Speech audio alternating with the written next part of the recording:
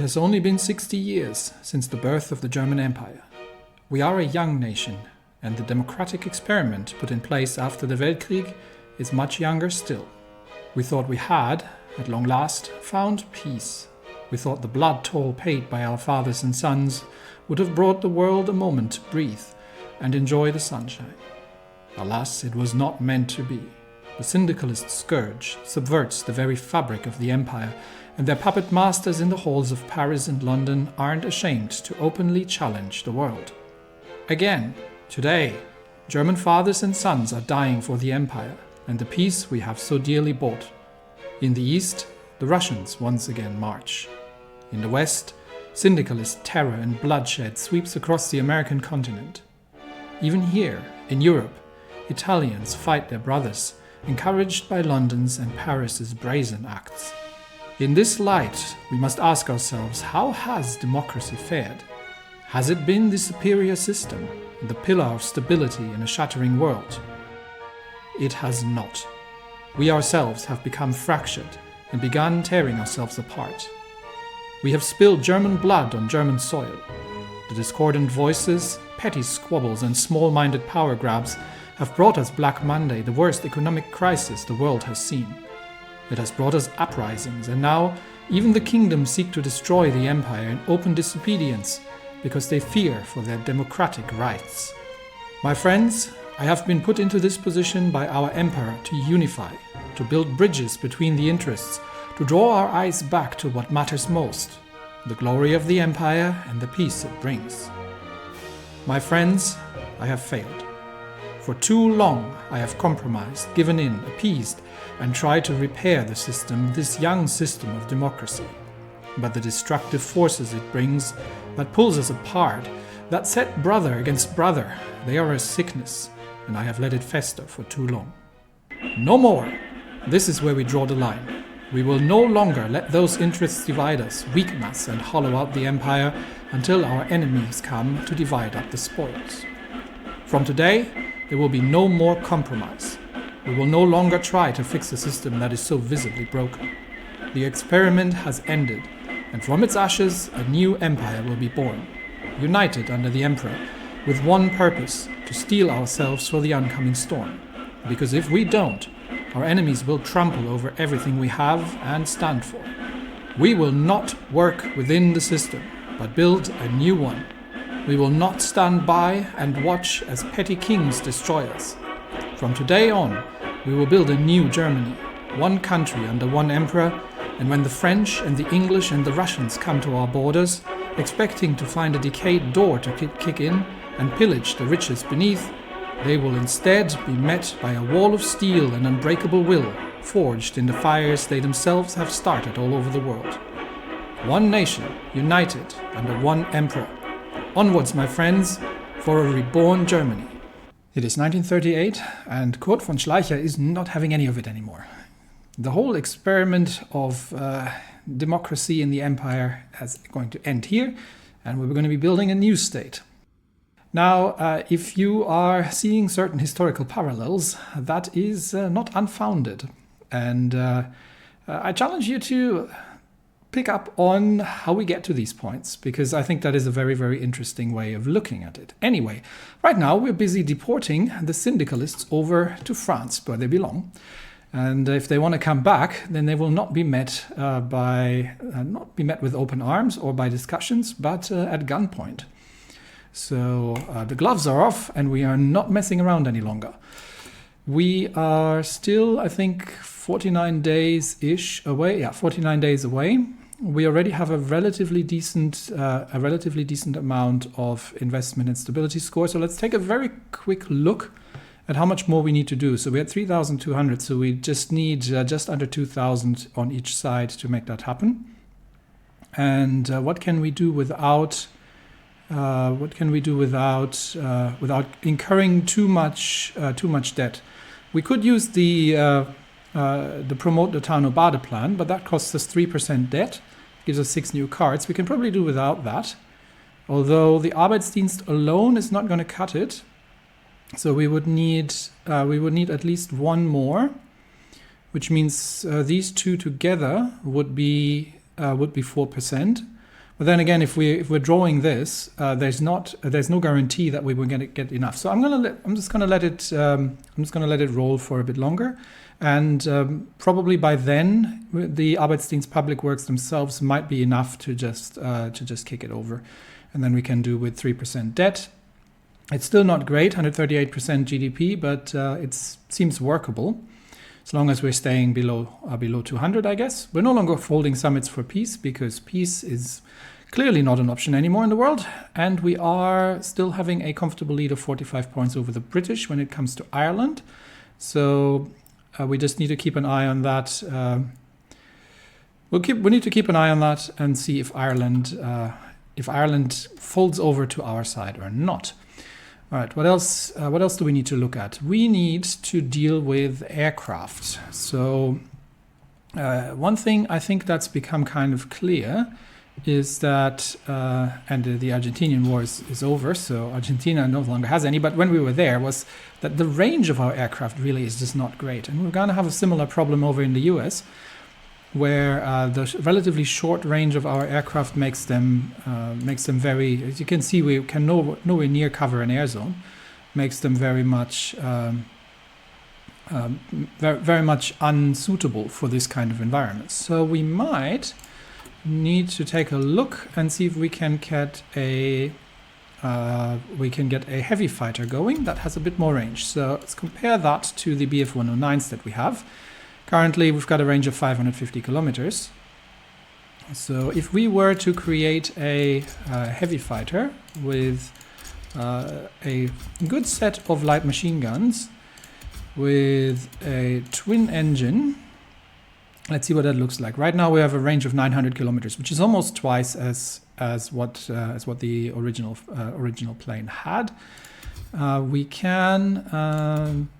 We could put extra fuel tanks in for even more range, although it does cost us somewhat on agility, but I think this would be probably worth it.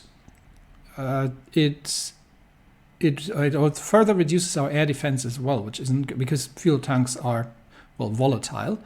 But with 900 kilometers, we would probably, not going to be able to see it, but we should probably be able to cover most of the areas that we're working with here. So we might be able to, let's see what that looks like with the extra fuel tanks. That would be the Bf-110 with extremely long range.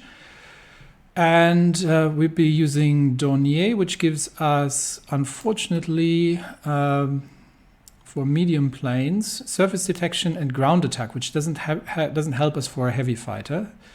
There are some, once we start spending some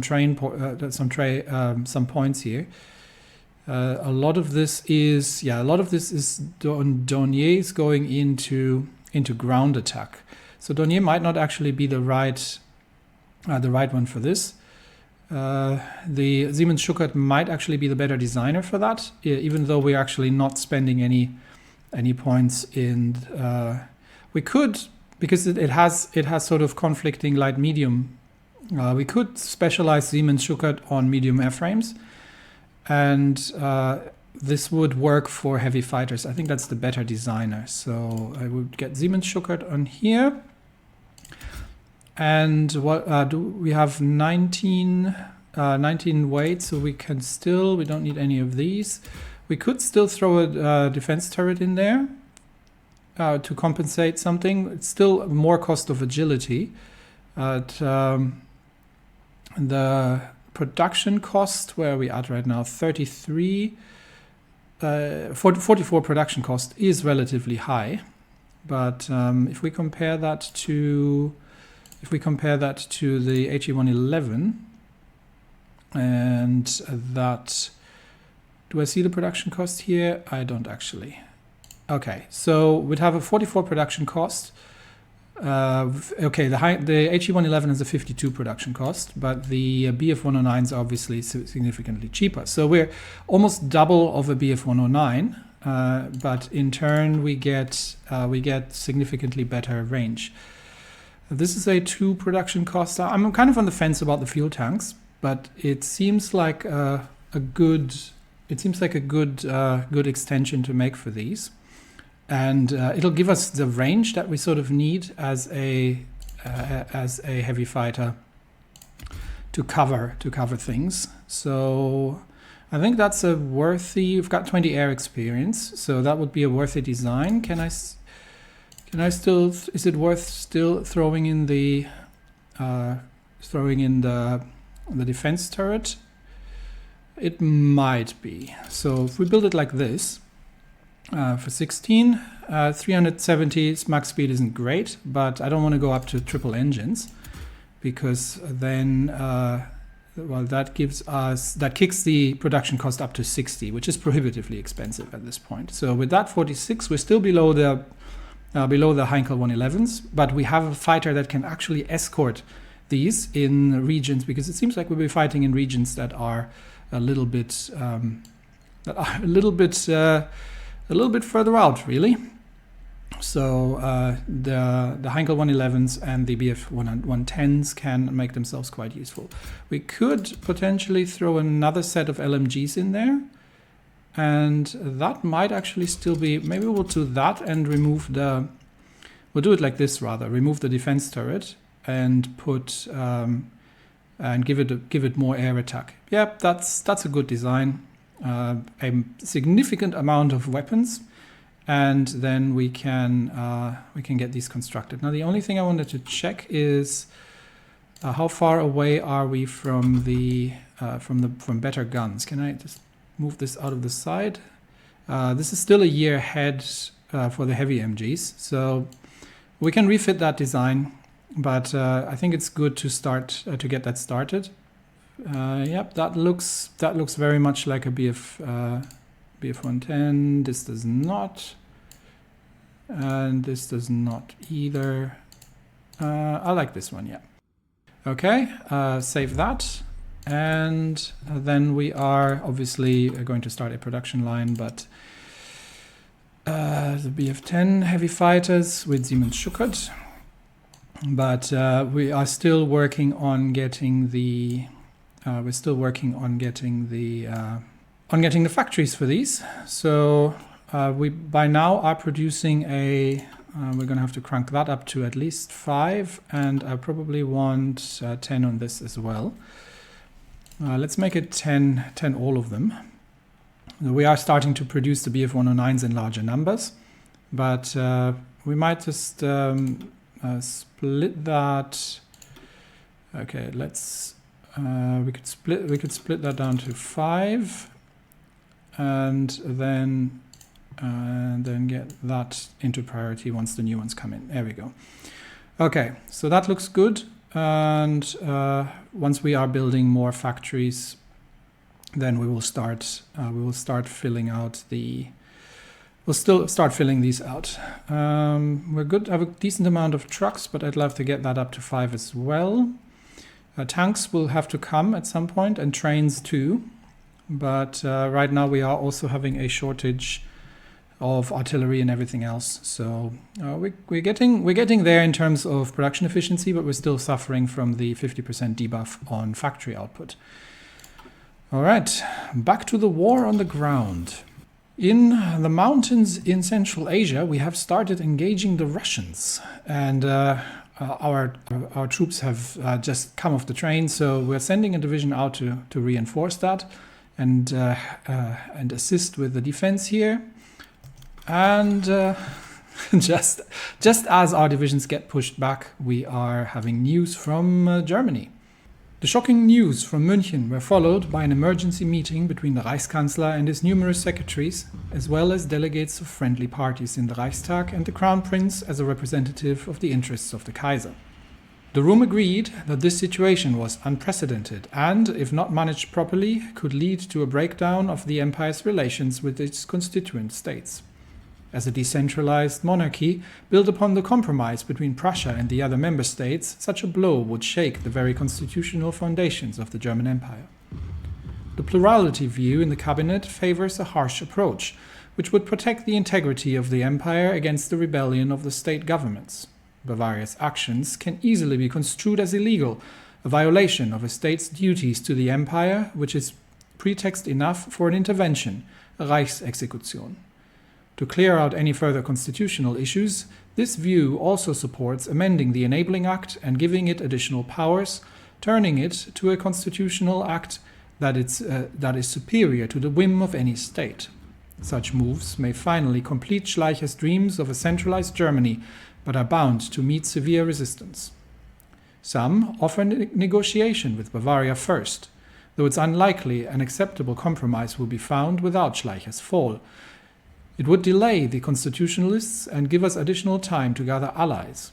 Finally, there's the minority view that no centralization, full or partial, is worth a possible dissolution of the empire, and faced with such unprecedented resistance, Schleicher should resign and allow a more acceptable government to replace him. So I'll have three options. Protect the national integrity by any means necessary. So effectively bring out the big stick, make this part of the constitution, and tell the Bavarians to shut up. We could try to talk it out with them and see if we can address their concerns, or Schleicher could just give up. None of these have any immediate consequences, but obviously they will have consequences down the road. But if, as you have seen from the intro from this episode, von Schleicher has had it with this experiment, and we are bringing Germany into a new era, kicking and screaming if necessary. And there shall be lots of kicking and screaming with the Bavarians, as far as I'm concerned. So no, we will protect national integrity by any means necessary. Back to Asia. We are actually counterattacking the Russians now, so we can assist from this position. And then we can reestablish the defensive lines here and be done with it. Meanwhile, in Sicily, I think we have gotten the troops into position. So let's see if there is an option to potentially break through here and encircle a couple of divisions. So this is all mountainous terrain, so it's going to be terrible to break through. So I'm thinking here, breaking through, and then pushing north across there's a river in the way, unfortunately. But we can either push north towards Terni. How's the supply situation? We have supply here. And I think that is probably their closest. These two are their closest supply ups. So if we can push west towards the port, that would probably be worth it. So let's get these divisions. How far along are they with planning? They're obviously nowhere near ready for plant preparation, but they are currently engaged. So we might have a good chance for a counterattack here. So if we can attack here and then manage to break through, encircle and destroy the divisions at the port, that would be a good action. They are nowhere near as exhausted. They are powerful divisions. My gosh. We might have to plan that a bit better. Okay, let's concentrate our forces. Let us concentrate our forces here. Okay, abort that attack. Just concentrate the forces here, and we'll wait until we have that planned out, because these aren't even assault divisions; these are just regulars. So we'll wait until we have that planned out, and then we can launch the assault from here. In fact, maybe I can get two divisions to have a separate front line. Or can I just extend the front line? Because this is... Oh, I can actually. So we can actually extend the front line here. Good. So we'll do that. Plan that out properly, and then we will get there. How's the air situation looking like? I think we are going to win the air situation, but they do have a fair amount of bombers in the air. But we are shooting them down. So they've already lost 10 fighters and five bombers to our Jagdgeschwader. So I'm glad to see that happening. Back to the Union. How's the assault in the north looking here? We have taken Charlotte. I think we can stop the assault here for now. We have taken Charlotte, so we can wait until this doesn't cut supply to the enemy troops here. But I think we can now. We might leave two divisions here to. We'll delete this or I will not delete it yet, but we can leave 2 divisions here, or maybe 1 division here, just to defend Charlotte for now. So let's leave 1 division here, and the other 3 we might try, well, we'll see how the east works out, but we might try a push on Raleigh, because we are fighting in the red air here, and there are French planes up that we can't really do much about, and here we are fighting French and British planes. So yeah, we're not having the greatest of success. We're losing a fair amount against these fighters. So it looks like the British and the French are certainly formidable in the air, which means we are, taking Raleigh means hopefully that we can do something about their aerial superiority. Where are the airports here? We are holding. Are we holding that? That airbase? No, I think that airbase is held by enemy positions. So we will see. We are going to maybe we do something about this block here. We could try another assault along the lines here. So let's set that up. So we'll get the front line. We'll get the front lines connected over here. And can we shorten that further? No. And then we might be able to push through Raleigh. How's the supply situation here? Supply should be okay. We might be able to push through Raleigh. If we can get across the river here, then we could encircle a fair amount of their divisions. So let's get these divisions moved over. And planned, meanwhile, Bulgaria. We are making progress in trying to break through and encircle the divisions here. So let's keep a quick eye on that. And apologies for the noise outside. There is construction going on all along the street, and I'm just waiting for them to start in our front yard, actually. So let's see that we can break through here. Yes, we've managed that, and we should be able to surround and destroy these 2 divisions here without too much trouble. We have some Bulgarians here on the front line, and it looks like, Russia has already pushed south, and Alash Orda has already capitulated. So I think the Asian adventures here are. I don't think we can help these places. So we will probably. I'll have to redo the shortcuts. We'll probably focus on the battles we can win, because these states are just falling too quickly. So yes. So the Russians are retaking the Central Asian areas, and I don't think there's an awful lot we can do about it. So we may as well concentrate on where we can make a difference. And I'm quickly going to redo the shortcuts. So Union volunteers are now number 2, and the Sicilian ones are number 3. So let's look at what the lines are looking like here. We're just getting into position, and they are actually assaulting Rome at this point, but I think they're not going to get through there, but we'll see if we can do something about the situation here. And in the States, divisions are moving, or should be moving, towards their respective lines.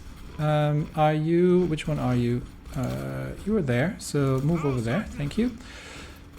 And you should be over here as well. So let's get the troops over there and see if we can first of all hold back the syndicalists, and then maybe make a break here.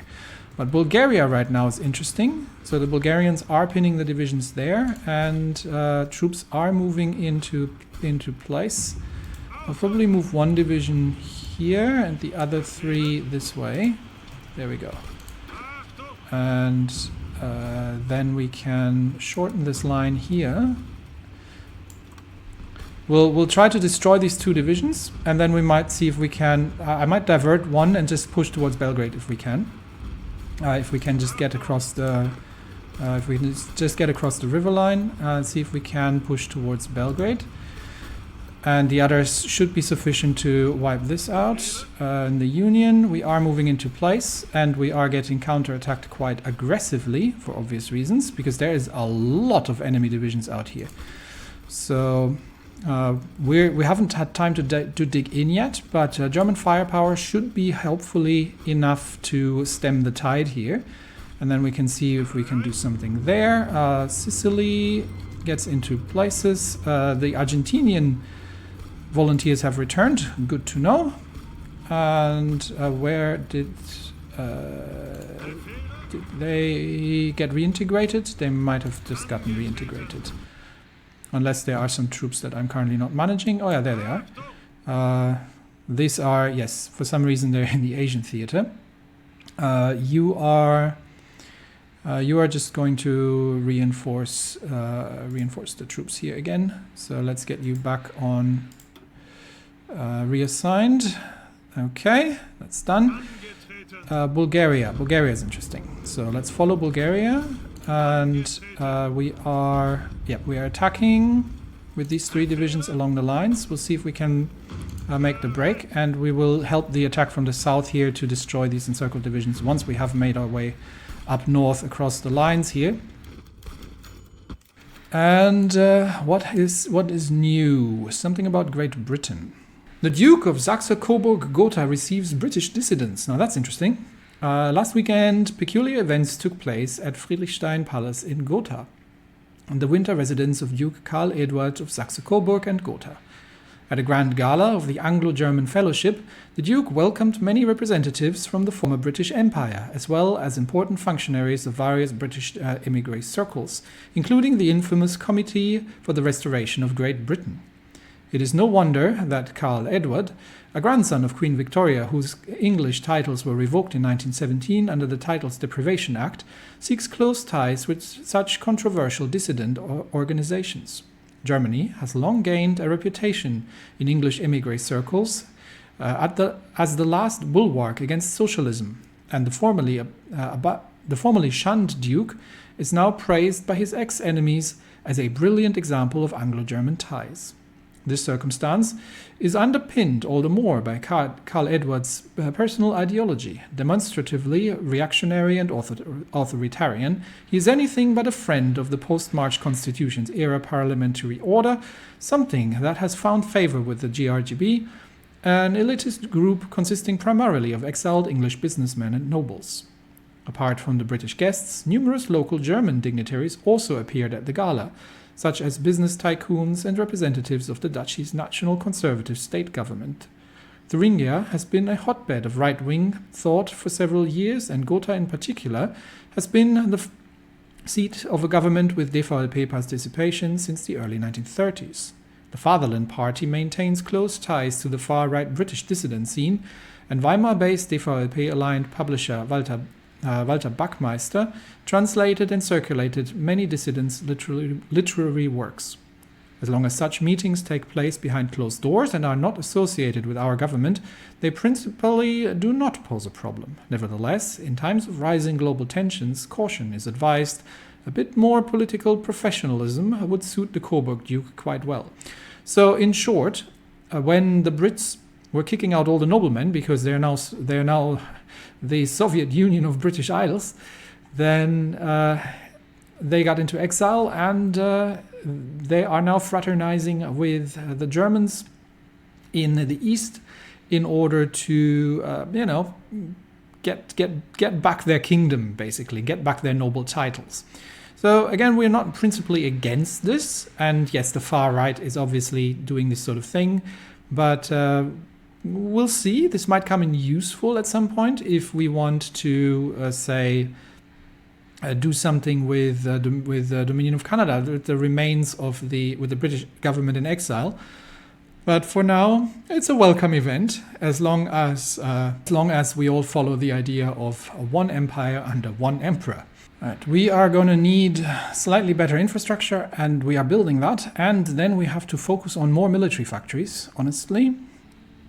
So where are we currently building infrastructure? That would be over here. So Neumark, we're building. Why are we only building 2 infrastructure in Neumark? Oh, because it's already at 60%. Yeah, all good. So we can, after that, schedule 6 military factories here. I'm going to need a couple more dockyards. Where else? Lower Silesia, Farther Pomerania. Yep, that'll do. So we'll schedule some dockyards here. And then where we have Lower Silesia, we can build a lot in here. And then we've still got Farther Pomerania, we've still got Baden. I still got Baden and the Palatinate. So once Baden is done, we can build up Baden as well. And then we'll probably throw in a few civilian factories just for good measure. Okay, that builds up the queue quite nicely for factory production. And let's get back to the war on the ground. And we have managed to encircle the divisions there. And given that they haven't, the Serbians haven't reacted, I am going to send actually 2 divisions over. One here and the other one over to take Belgrade. And these 2 divisions should be sufficient to destroy these encircled. Why are they not encircled? Okay, hang on. Why are these divisions not encircled? They should be encircled. Where are they going to retreat to? This is Hungary. They're not part of the war. They should have nowhere to go. So I am mildly confused as to why these divisions are still capable of escaping somewhere. Because they should, unless, I mean, let's have a quick look. This should be the current wars. This should be the, where is it? Serbian-Bulgarian war. So it's Romania, Greece, and Serbia against Bulgaria. Yeah, Hungary has nothing to do with that. So these divisions should be encircled by all practical means. And we are running a little low on supply here, unfortunately. But we do have a supply hub here that we're holding. So I'm not sure why we have supply issues. That I am not sure of, but we'll try to take Belgrade if we can. And I'm not sure that the railway is actually connecting there. But the question would be how much is Serbia is nowhere near capitulation, obviously, but we'll see what they say once we take Belgrade. It's more of a symbolic act, honestly. And if we can consolidate and make a river breach in the north, then we might have a relatively good chance to get through that. Meanwhile, the Bavarians, the Bavaria Curtailment Project. A second meeting of the Schleicher cabinet has been held, this one with a much more unanimous mood than the last. Bavaria has burned all its bridges, and so in the name of a reformed, centralized German Empire, it will need to be punished. 2 projects have thus been lodged forth by the government. The first, Reichstag Act, with which the Enabling Act would be declared a piece of constitutional law and thus above the law of the states, making it illegal for any state to violate its terms or nullify its effects. Second, a Reichsexekution on Bavaria. An intervention in Bavaria, if approved by the Bundesrat, will remove the rebellious government of Heinrich Held and appoint a temporary executive authority from Berlin, which will enforce the state's proper dues towards the central government. Ideally, this execution will be achieved without a rebellion of the Bavarian army, and thus a civil war in German territory. That would be unthinkable. However, a majority in the Bundesrat is required for this project to go ahead. We can count on votes from Prussia, and Bavaria will always hold Bavaria's own votes. Delegations to negotiate with the other states have already been sent forth, and they will judge whether they want Schleicher's new state or a return to the decentralized past. So the struggle over Bavarian nullification begins. So we are nullifying their nullification of our laws. Every 7 days, the member states need to be aligned, and we have another decision set to work with, because obviously we do. So where is it? Ostpolitik, propaganda. This is Ireland. Ireland, we're still good. Future of the army. Bavarian nullification crisis. Okay. So how does this work? So the German states led by Bavaria who seek to defend their constitutional rights and autonomy, yada, yada, yada. Yep, we know, they're all rebellious. However, this requires approval by the Bundesrat, and we need to convince the majority of delegates to follow with this. Okay, so we have to work still within the confines of the democratic system. There are 63 votes in the Bundesrat of the German Empire. 32 votes are required for a majority. So each state, each constituent state of the empire has a vote, I believe, usually by size or population. So Reichsexekution starts out with Prussia and Waldeck-Pyrmont voting in favor with currently 18 votes. Nullification starts out with Bavaria voting in favor. They currently have 6 votes. Okay, so Bavaria's nullification is what they were trying to do to the law to nullify it. So I might have to do things in order to convince states to follow. Right now, the Cabinet Schleicher has almost 40% popularity, which is pretty good. I don't know if I'm going to need political power for this, but we will find out. And as we go, so for now, that's what's going to go on. In the Union, we are holding against the onslaught of, I think, with only 2 divisions that are about to fall here. We're probably just going to let them move in and then just retake the territory here in North Carolina and destroy the attacking forces piecemeal, rather than attempting a larger encirclement through Raleigh. I think that'll be too ambitious. So we'll just hold here for now, and we are holding Charlotte because it is a vital supply hub for our lines in the north here. So that's all good. Sicily, troops are the plan is starting to come together.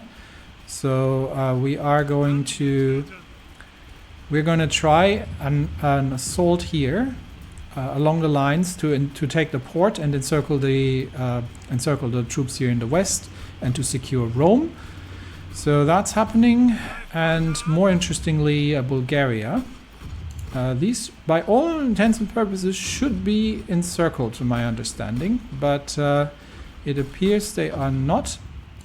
So we will see if that eventually, which means they're not getting the debuffs, which is very annoying, because they are, while they're cut off, they're not actually getting the debuffs here, which from the encirclement, which kind of irritates me.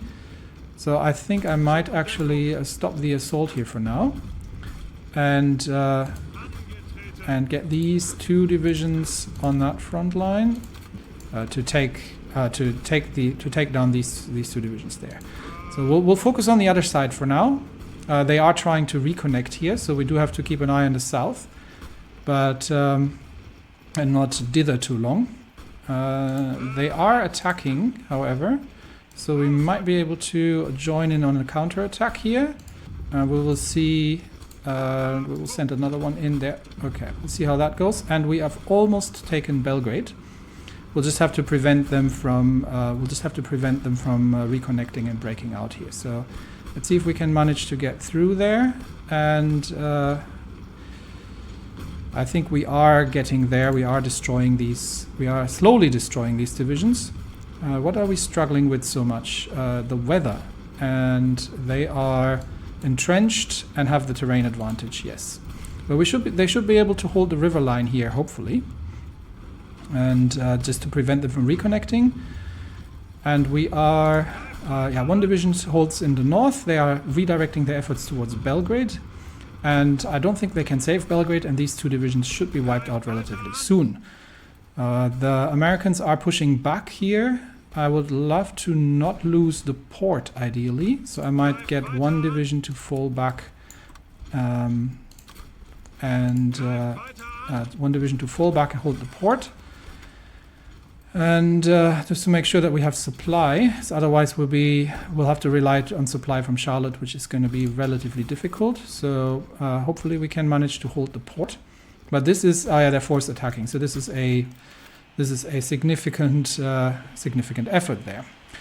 Okay, so while the effort on the front lines is going well, last thing we're going to be looking at today is what's going down here. Okay, last one, because it's about to get really noisy out there. We're looking at this. Unlike the neighboring Bavaria, particularist tendencies have never played a too prominent role in Württemberg, and yet it is among the most convicted defenders of the federalist order. For decades, the Swabian kingdom has been the bulwark of progressive thought and liberalism within the empire.